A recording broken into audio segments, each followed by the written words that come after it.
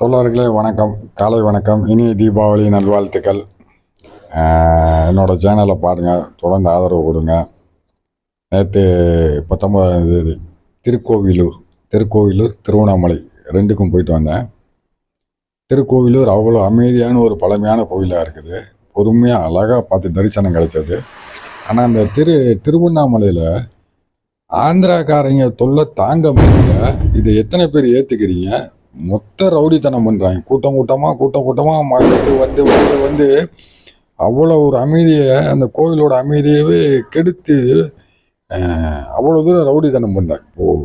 ரவுடித்தனம் தான், உண்மையே இல்லை. கூட்டமாக வந்து இதை எத்தனை பேர் ஏற்றுக்கிறீங்க? எத்தனை பேர் அனுபவப்படுறீங்க? உண்மையாக இல்லையா?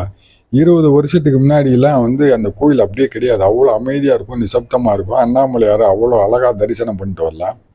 இன்றைக்கி காலம் மாறி போச்சு. ஏன்டா கோயிலுக்கு போகணுன்ற மாதிரி ஆகிருக்கு. உங்களோட